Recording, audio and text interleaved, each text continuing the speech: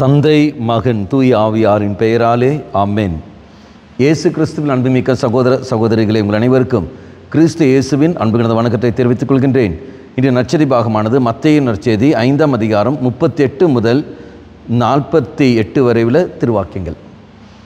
குறிப்பாக 39வது வாக்கியம், நான் உங்களுக்கு சொல்கிறேன், தீமை செய்பவர்களை எதிர்க்க வேண்டாம், மாறாக உங்களை வலக்கண்ணத்தில் அறைபவருக்கு மறுகணத்தையும் திருப்பி காட்டுங்கள்.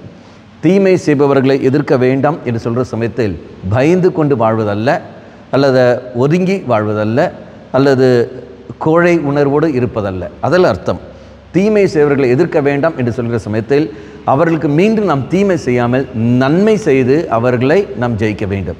இதை நாம் பார்க்கின்றோம். ரோமியருக்கு திரும்ப வாசிக்கிறோம் இல்லையா, நன்மையால் தீமையை வெல்லுங்கள். அப்போ நன்மை செய்வதன் வழியாக தீமையை நீங்கள் வெல்லுங்கள்.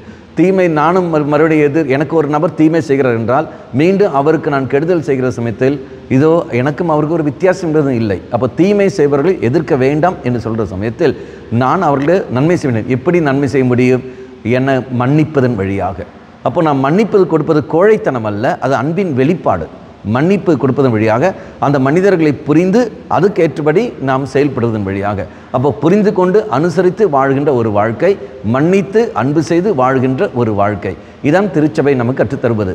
தெய்வம் நமக்கு அதான் கற்றுத்தருகின்றார். அப்போது தீமை செய்பவர்களை எதிர்க்க வேண்டாம் என்று சொல்கிற சமயத்தில் அன்றாவதிலே நாம் மற்றவர்களை எதிர்க்காமல் அன்பு செய்து புரிந்து கொண்டு மன்னித்து வாழக்கூடிய வரத்தை நாம் கேட்போம். காரணம், நல்லோர் மேலும் தீயோர் மேலும் ஒரு போலவே மழையை பெய்ய வைக்கின்றார்.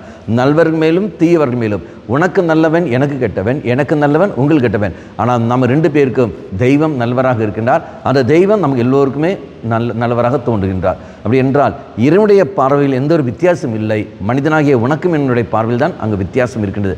அப்போ நம்முடைய கண்ணோட்டத்தை நாம் மாற்றி தெய்வத்துடைய கண்ணோட்டத்துக்கு நாம் கடந்து வர வேண்டும். அதான் பவுல் சொன்ன வார்த்தை பிலிப்பியருக்கு திருமுகம் 2ஆம் அதிகாரம் 5ஆம் வாக்கியம். நமக்கு எல்லோருக்கும் தெரியுமே, கிறிஸ்துவின் மனநிலையை நீங்கள் பெற்றுக்கொள்ளுங்கள். அப்போ நீங்களும் நானும் கிறிஸ்துவின் மனநிலையை நாம் பெறுகின்ற சமயத்தில் இது தீமை செய்கிற எண்ணம் வராது, மாறாக நன்மை செய்ய மட்டுமே எண்ணம் வரும். அந்த நன்மையால் தீமையை நாம் வெல்லுவோம். அதற்கான வரத்தையும் கிருபையும் இறைசனில் பெற்றுக்கொள்வோம். கண்களை மூடிக்கொள்ளுங்கள். நல்லவனாய் தெய்வமே, நன்மை செய்து வாழக்கூடிய வரத்தை எங்களுக்கு தந்தருளும். நாங்கள் செய்ய வேண்டிய நன்மைகளை தொடர்ந்து செய்யக்கூடிய கிருபையை எங்களுக்கு தந்தருளும். அதை செய்ய வேண்டிய நன்மையை செய்ய வேண்டிய நேரத்தில் உரிய நேரத்தில் நாங்கள் செய்யக்கூடிய சக்தியும் எங்களுக்கு தந்தருளும். அம்மா மாதாவே, தெய்வ மாதாவே, எங்கள் மாதாவே, என் அன்னையே, விசேஷமாக எங்களுக்காக பரிந்து பேசும். ஆமேன். தந்தை மகன் தூய ஆவியாரின் பெயராலே ஆமேன்.